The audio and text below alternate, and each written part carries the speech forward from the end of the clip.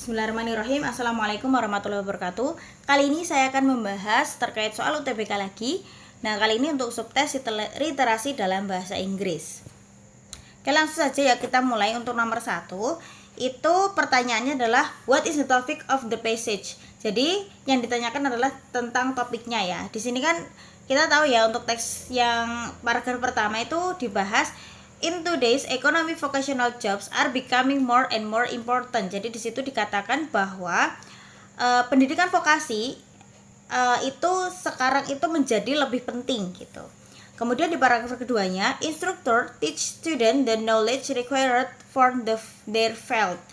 Community college have long been offering vocational education. Jadi di paragraf 2 itu juga dikatakan bahwa instruktur itu mengajar siswanya itu sesuai dengan pengetahuan yang ada di lapangan, gitulah intinya seperti itu.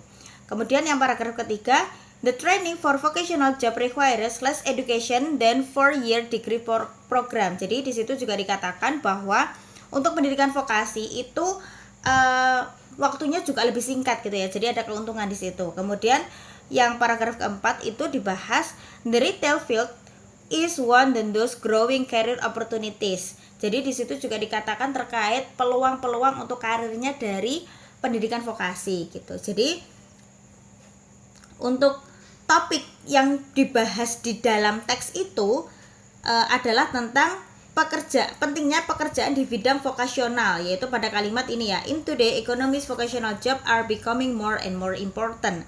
Nah, selain itu di paragraf kedua, ketiga, dan keempat juga membahas mengenai keunggulan pendidikan vokasional secara praktikal, masa pendidikan, dan kesempatan kerja yang luas, seperti itu ya. Maka jawaban yang tepat itu adalah yang C ya, vocational education for vocational job. Kemudian di nomor 2 itu dibahas pertanyaannya ya, the word manual in paragraph 1 means. Jadi di situ dikatakan bahwa mana sih kata-kata manual? Oh, ini ya. These students are prepared as training for job that are based upon manual or practical field or job that are related to specific trades, occupation, and vocation. Nah, jadi kata manual di situ itu artinya dioperasikan dengan tangan atau hand operate pada opsi A gitu ya. Jadi jawabannya itu yang A ya. Oke. Kemudian kalau customary pada opsi B ini ya, itu artinya adalah tradisional gitu, tradisional ya. Kemudian untuk yang opsi C itu memiliki arti dapat dilakukan, ini ya, dapat dilakukan. Kemudian kalau habitual, habit itu adalah kebiasaan. Kemudian untuk yang konkret, yang nomor yang E ini ya, konkret ya artinya ya. Jadi jawaban yang tepat tadi A ya. Lanjut nomor 3. The following statement are true based on the passage except. Jadi manakah statement yang sesuai dengan teks kecuali yang mana gitu ya. Kita lihat yang nomor A ya. Tourism is a potential field in vocational education. Nah, di situ juga dibahas ya kalau turis itu, nah di sini ya, is also great field considered in the vocational field. Nah, di situ benar ya. Kemudian yang B, every year new areas of vocational education are developed. Oke, di situ juga dibahas tentang perkembangan dari pendidikan vokasional ya. Jadi yang opsi B itu sesuai. Kemudian yang opsi C, on the job training is typical component of vocational education program. Nah, di situ juga dikatakan bahwa on the job training itu tipe dari komponen pendidikan, program pendidikan edukasi gitu ya. Jadi program pendidikan vokasional gitu ya. Di situ benar berarti ya. Kemudian yang D, retail companies open new opportunities for vocational job. Jadi perusahaan retail itu membuka peluang juga untuk vocational job ya. Di situ juga dikatakan gitu. Kemudian yang opsi E, nowadays young people prefer practical job. Nah, di situ yang kurang tepat ya. Jadi tidak dibahas gitu. Jadi jawabannya adalah yang E ya.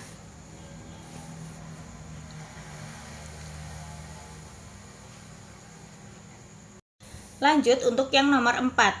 Pertanyaannya adalah the author reminds readers to be more careful with commercialism in free application in paragraf berapa gitu ya. Jadi paragraf yang kedua ini ya, treat so-called free application with caution, itu membahas terkait bahaya komersialisme dalam aplikasi gratis. Karena anak-anak tidak memiliki pemahaman tentang aplikasi gratis dan pada akhirnya anak akan terpaksa membeli di dalam aplikasi itu. Nah, seperti yang dikatakan di situ ya. Treat so-called free application with caution. Tuh. Some will expose your child to advertisement gitu. Dan lanjut sampai ini ya. Other design to wait until your child is engaged in a game or storyline and then demand payment before they can go any further gitu. Nah, jadi paragraf 2 adalah paragraf yang memberikan remind kepada pembaca tentang berhati-hati ya terkait komersialisme dari aplikasi gratis ya. Jadi jawabannya adalah yang B.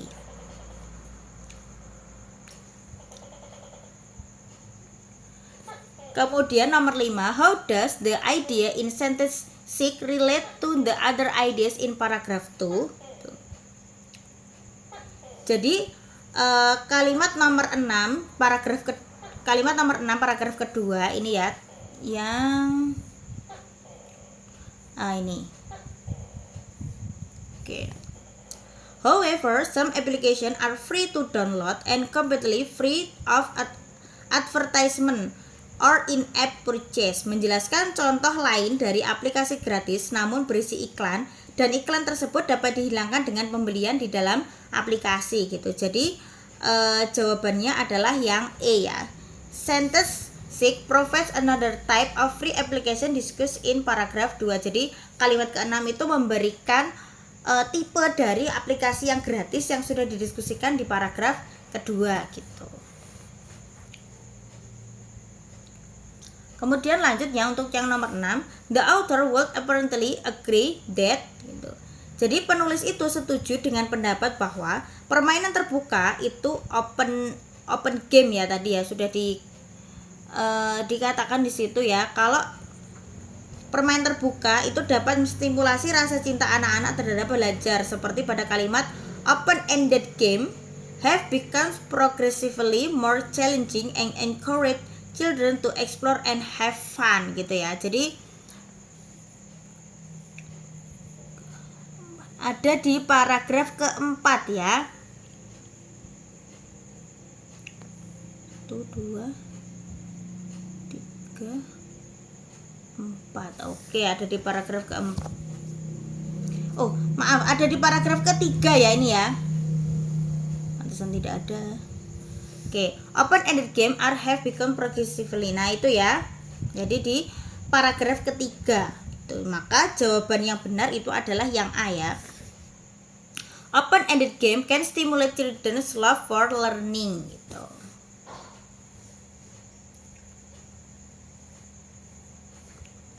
Kemudian untuk yang nomor 7, regarding basis parent reliance on screen device to help keep their children entertained.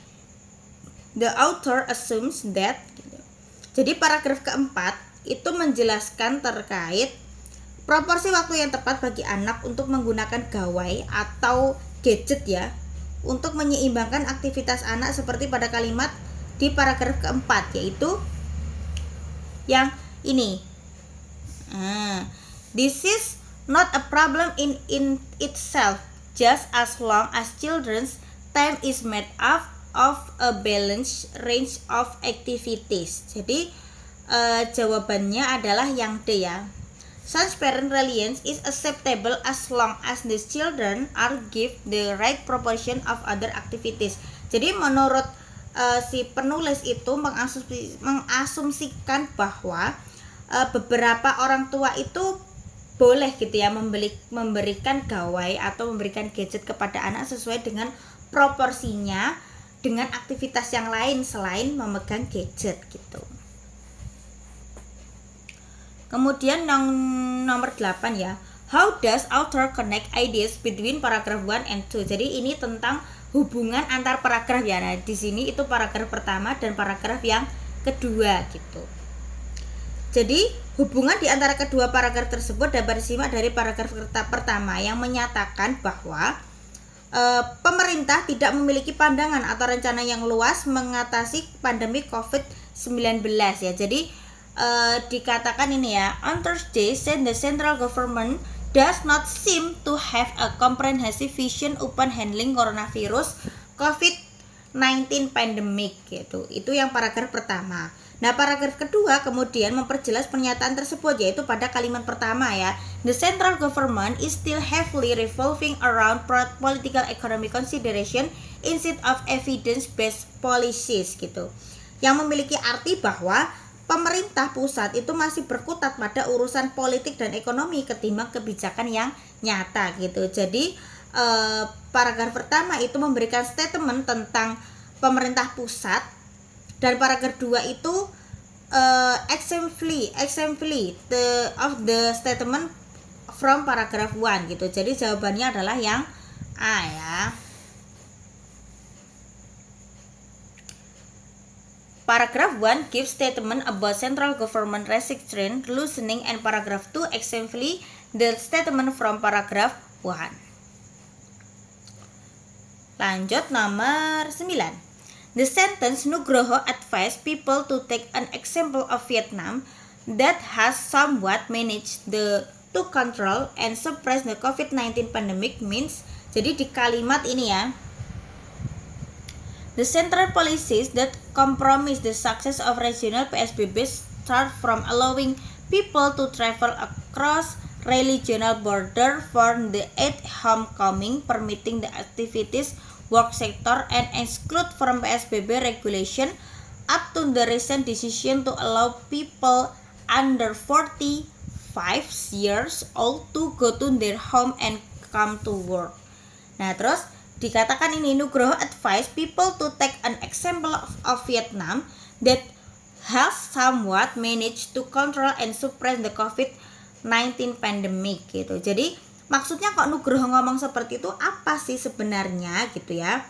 Jadi kalimat yang terdapat pada pernyataan tersebut itu dapat dinyatakan kembali pada opsi yang C ya, karena sama-sama memberikan saran kepada pemerintah untuk mengikuti langkah Vietnam dalam mengendalikan pandemi COVID-19 ya. Jadi yang ini yang C ya. Nugroho cited Vietnam as role model for Indonesia to control COVID-19 pandemic. Jadi site itu maksudnya kayak semacam menjadikan contoh gitu ya, menjadikan contoh si Vietnam itu sebagai role model Indonesia untuk mengkontrol COVID-19 gitu. Oke, lanjut untuk yang nomor 10 ya. Ini the word amid in paragraph is similar meaning with ini ya, yang konsep amid gitu. Nah, jadi kata amid itu memiliki makna yang serupa dengan kata among, yaitu di antara ini. Nah, apabila kita menganalisis opsi yang lain, yaitu maka kata away itu artinya adalah jauh, kalau complete itu artinya adalah lengkap, kalau separate itu artinya terpisah, dan complete memiliki arti sesuai ya. Jadi jawaban yang benar itu yang A ya, yang among.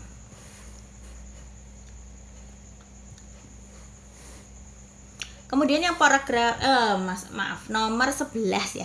The following paragraph of the passage most likely talk about. Jadi itu bercerita tentang apa sih sebenarnya ya. Jadi kan ceritanya yang di atas itu kan membahas terkait pengendalian COVID-19 gitu kan.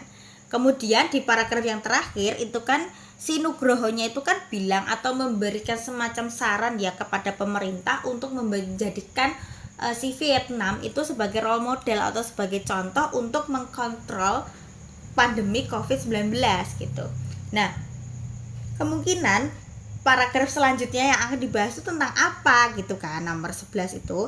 Nah, paragraf berikutnya kalau misalnya sebelumnya aja dibahas terkait saran menjadikan negara Vietnam sebagai contoh gitu ya, maka paragraf berikutnya itu kemungkinan akan membahas mengenai langkah apa saja yang dilakukan oleh negara Vietnam dalam mengatasi pandemi COVID-19 ya. Hal ini karena itu tadi ya, di kalimat terakhir itu kan disinggung mengenai pernyataan dari Teguh Nugroho yang menyarankan pemerintah untuk mengikuti kebijakan yang dilakukan pemerintah Vietnam untuk mengatasi pandemi COVID-19 gitu ya. Jadi yang B ya, Vietnam Action to Curb COVID-19 Pandemic. Jadi apa sih aksi yang dilakukan atau maksudnya langkah-langkah yang dilakukan oleh Vietnam untuk mengatasi pandemi itu seperti apa gitu. Sehingga sarannya itu bisa dilakukan dengan diperjelas seperti apa sih langkah-langkah yang dilakukan sama Vietnam gitu. Lanjutnya nomor 12. In which paragraph does the writer mention about urge to develop COVID-19 vaccine as safe and as soon as possible? Jadi di paragraf mana gitu ya? Jadi paragraf keempat itu berisi pernyataan Carly Wheeler selaku kepala bidang vaksin dari lembaga Wellcome Trust Global Health Agency menyinggung perlunya dibuat vaksin COVID-19 cepat dan seaman mungkin bagi seluruh orang yang ada di dunia ya. Jadi di paragraf 4 ya ini ya. Ini semuanya. Tuh. Maka sesuai kan, safe and as soon as possible gitu. Jadi jawabannya yang D. Masih dengan teks yang sama untuk yang nomor 13. Based on the passage from 100 potential vaccine candidates, 5 of them test in people. Because jadi berdasarkan pada kalimat as many as 100 potential COVID-19 candidate vaccine are now underdeveloped by biotech and research team around the world, and at least 5 of these are in preliminary testing in people, is what is known as phase 1 clinical trial, yang berarti dari 100 kandidat potensial vaksin COVID-19, 5 diantaranya saat ini sudah diujikan kepada manusia yang merupakan bagian dari fase 1 percobaan klinis gitu. Itu ada di ini ya, kalimatnya tadi dan seterusnya itu. Nah, maka jawaban nomor 13 itu adalah yang B ya. Those vaccine candidate are in phase 1 clinical trial ya, sesuai dengan yang ini. Oke. Jadi jawabannya adalah yang B. Lanjut ya nomor 14. Why does the vaccine need to be produced as soon as possible? Jadi kalau kita perhatikan di paragraf keempat ya, kalimat pertama, Carly Wheeler, Head of Vaccine at the Wellcome Trust Global Health Charity, said on Wednesday that to develop safe and effective COVID-19 vaccine to protect everyone as soon as possible, the world needs to be prepared to execute the large and fast scale up in vaccine manufacturing history gitu. Jadi jawabannya itu yang ini ya, yang D ya, to find cure of COVID-19 for people worldwide gitu. Jadi alasan dibalik vaksin tersebut harus ditemukan sesegera mungkin adalah demi menemukan obat COVID-19 bagi seluruh orang di dunia. Tuh. Oke, lanjut untuk yang nomor 15 ya. Paragraph D conclude that. Jadi berdasarkan paragraf ketiga itu kita dapat menyimpulkan bahwa pabrik vaksin CHAdOx1-NCoV-19 dengan skala besar akan dibangun. Hal ini terdapat pada kalimat yang ini ya. The Oxford scientist said last week that large-scale production capacity was being put in place to make 1 million of doses of the bla bla bla, itu sampai ini ya, sampai tekan yang efektif ini, sampai yang efektif gitu. Jadi berarti bahwa berdasarkan pernyataan para peneliti dari Oxford yang mau mengumumkan akan membangun pabrik vaksin dalam skala besar untuk memproduksi vaksin bahkan sebelum vaksin tersebut efektif diuji coba. Jadi jawaban yang benar itu adalah yang A ya. Large scale production capacity is about to be built produce CHAdOx1 and COVID-19 vaccine for COVID-19. Lanjut yang nomor 16 ya. An appropriate title for the text is, jadi yang dimaksud ini adalah judul yang tepat untuk teks di atas. Teks di atas itu tentang apa gitu ya. Nah, teks tersebut itu kan di sini dibahas tentang ini ya. In a basement lab at Stanford University Medical School, I read net how in mummy lie tightly wrapped in a tattered linen as a handful of scientists look on. Nah, itu paragraf yang pertama ya. Terus yang paragraf keduanya, the highly sophisticated scanning technology allows scientists to learn about the 5 foot 4 inch or 163 cm tall mummy is a remarkable detail without going invasive or damaging procedure. Itu yang paragraf kedua. Paragraf ketiga, I read net her ear is a believed to be an ancient Egyptian priest and his mummy belongs to the Fine Art Museum of San Francisco. Itu yang paragraf ketiga. Paragraf keempat, scientists have not been able to pinpoint Ired Net house age when he died or his cause of death. Kemudian yang paragraf terakhir itu dijelaskan terkait after scientists have finished with him, Ired Net how his mummy will be the centerpiece of an exhibit at the Legion of Honor in San Francisco. Jadi teks tersebut ya secara umum itu kan membahas mengenai teknologi pemindaian atau scanning pada mumi di Stanford University Medical School yang dilakukan untuk membuka fakta-fakta tentang mumi yang masih menjadi misteri melalui pemindaian 3 dimensi gitu kan. Nah, jadi jawaban yang benar itu adalah yang E ini ya. Bahasnya tentang scanning technology to help unwrap the mystery of the mummy. Jawabannya yang E ya. Lanjut untuk yang nomor 17. The word invasive in paragraph 2 can be best replaced by ini ya.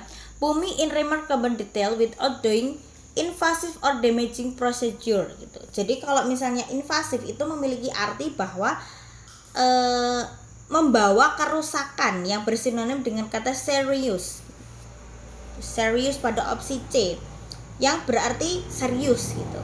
Nah, kalau misalnya kata konsisten pada opsi A itu memiliki arti konsisten. Kalau kata surgical itu memiliki arti pembedahan. Kemudian kata komprehensif ya pada opsi D itu artinya adalah mendalam, dan kata invading pada opsi E itu artinya adalah menyerang gitu. Jadi yang tepat itu adalah yang C ya. Lanjut untuk yang nomor 18. What can be learned from the computer image about the mummy? Apa yang bisa kita pelajari dari gambar komputernya tentang mumi itu tuh apa sih yang bisa kita ketahui gitu kan. Nah, pemindaian 3 dimensi itu dapat menjelaskan penyakit yang pernah diidap atau bagaimana mumi meninggal di masa lalu seperti yang terdapat pada paragraf yang kedua ya. Jadi di situ dikatakan the digital image will show features that relate to paleontology, disease, and may have been suffered by individual. Also mummification style and pattern how they may change throughout time. Iya. Oke, sampai sini gitu. Jadi jawaban yang nomor 18 itu adalah how he did. Bagaimanakah dia bisa mati itu, bagaimana sih penyebabnya apa gitu. Termasuk penyakit-penyakit yang sudah menyerangnya.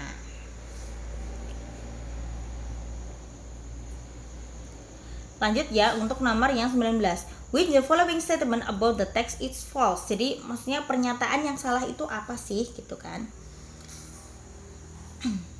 Nah, kalau misalnya kita lihat yang opsi A ya, the mummy's bone structure is in fine condition. Nah, padahal kita tahu ya di teks itu tidak menjelaskan bagaimana bentuk dan struktur tulang dari peninggalan mumi tersebut gitu. Jadi jawabannya yang salah itu adalah yang nomor 19 ya, yang A ini.